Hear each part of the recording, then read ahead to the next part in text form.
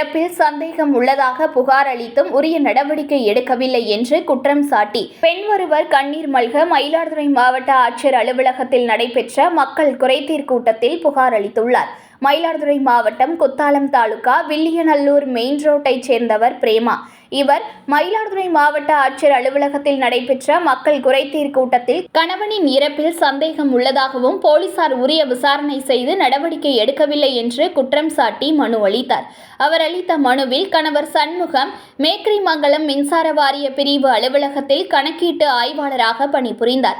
தான் வெளியூர் சென்றிருந்த நிலையில் வீட்டில் கடந்த 6/1/25 தான் வெளியூர் சென்றிருந்த நிலையில் வீட்டில் கடந்த 6/1/25 அன்று மர்மமான முறையில் கணவர் இறந்துவிட்டார். அவரின் இறப்பில் சந்தேகம் உள்ளதாக குத்தாலம் காவல் நிலையத்தில் புகார் மனு கொடுத்தேன். நடவடிக்கை எடுக்கவில்லை.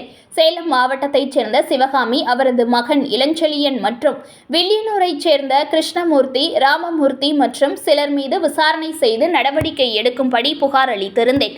இதுநாள் வரை நடவடிக்கை எடுக்கப்படவில்லை என்று குறிப்பிட்டிருந்தார். மேலும் தனது கணவர் சண்முகம் சேலம் மாவட்டத்தில் பணிபுரிந்த போது 2வது மனைவியாக கற்பகம் என்பவருடன் வாழ்ந்து வந்ததாகவும், தான் வேளாங்கண்ணி சென்று இருந்தபோது கணவரை வில்லியநல்லூர் வீட்டிற்கு அழைத்து வந்து அடித்து கொன்றுவிட்டு வீட்டில் தூக்கு போட்டு தொங்கவிட்டு சென்றுள்ளதாகவும் போலீசார் உரிய விசாரணை செய்து தனது கணவர் இறப்பில் மர்மத்தை கண்டறிந்து உரிய நடவடிக்கை எடுக்க வேண்டும் என்று கண்ணீர் மல்க கோரிக்கை விடுத்துள்ளனர். நாங்கள் மயிலாடுதுறை மாவட்டம் மேக்கிரிமங்கலம், மயிலாடுதுறை பக்கம் குத்தாலம் பக்கத்தில் மேக்கிரிமங்கலத்தில் எங்கள் வீட்டுக்காரங்க ஈபியில் ஒர்க் பண்ணாங்க சார். எங்கள் சொந்த ஊர் வில்லியநல்லூர். நான் எடகுடி, எனக்கு அப்பா ஊர் எடகுடி. நாங்கள் வேளாங்கண்ணியில் நான் வேலை பார்க்குறேன், நாகப்பட்டினத்தில் வேலை பார்க்குறேன். வேளாங்கண்ணியில் இருந்தோம். எங்கள் வீட்டுக்காரர் இறந்துட்டாருன்னு 6/1/2023 அன்னைக்கு இறந்துட்டாரு. 7ஆம் தேதி அன்னைக்கு ஈவினிங் எனக்கு ஃபோன் பண்ணாங்க. ஃபோன் பண்ணதும் நானும் என் பையனும் நாங்கள் எங்கள் ஊருக்கு வந்தோம். இன்ஸ்பெக்டர் மேடத்துக்கிட்ட அமுதாராணின்னு இருந்தாங்க, ரகுராமன் இருந்தாங்க. அவங்கள்ட்ட நாங்கள் கம்ப்ளைண்ட் பண்ணோம். கம்ப்ளைண்ட் பண்ணதுக்கு உடனே அவங்கள்ட்ட ஃபோன் பண்ணி சேலத்துல சிவகாமிங்கிறவங்க சேலத்துல இருந்தாங்க. அவங்க தான் எங்கள் வீட்டுக்காரோட செகண்ட் ஒய்ஃபு. அவங்கள இவங்க ஃபோன் பண்ணி கான்டாக்ட் பண்ணாங்க. கான்டாக்ட் பண்ணதும் நான் வந்துகிட்டு இருக்கேன் மேடம், எங்கே இருக்கிற அப்படின்னு ஃபர்ஸ்ட் கேட்டாங்க. நான் சேலத்தில் இருக்கோம் அப்படின்னாங்க. சேலத்துலேருந்து அடுத்த செகண்ட்ல இதை வந்துகிட்டு இருக்கேன், இதை வந்துட்டேன் மேடம் அப்படின்னாங்க. எப்படி நீ அங்கேருந்து இங்கே வந்த அப்படின்னு கேட்டாங்க. இறந்துட்டாரமே அப்படின்னு சொல்லி எங்கள் வீட்டுக்கார் பேரை சொல்லி இறந்துட்டாரமேன்னு சொல்லவும், ஆமாம் மேடம் இறந்துட்டாங்க அப்படின்னு சொன்னாங்க. சொன்னதும் எப்படி இறந்தாருங்கிறது எங்களுக்கு தெரியாதுன்னாங்க. இவங்க 6ஆம் தேதி அன்னைக்கு நைட்டே அடிச்சு அவரை தூக்கு மாட்டி விட்டு எங்க வீட்டில், அவங்க இருந்த வீட்டில் வச்சு தூக்கு மாட்டி விட்டுட்டு எங்க வீட்டில் தூக்கு மாட்டி விட்டுட்டு இவங்க என்ன பண்ணிட்டாங்க, சேலத்துக்கு போயிட்டாங்க. எங்க ஈபியில சரவணகுமார்,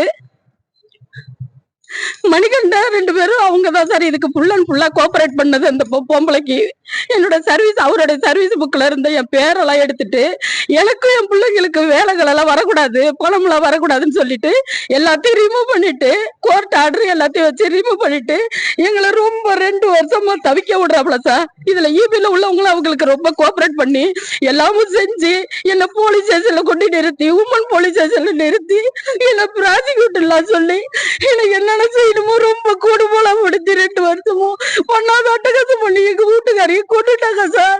என்னால ஒண்ணுமே பண்ணவே முடியல. கலெக்டரை பார்த்தேன், எஸ்பியை பார்த்தேன், கவர்னரை பார்த்தேன், சிஎம் பார்த்தேன், சிஎம் பையனை பார்த்தேன். நான் தமிழ்நாட்டுல பாதி பேரை பார்த்துட்டேன்.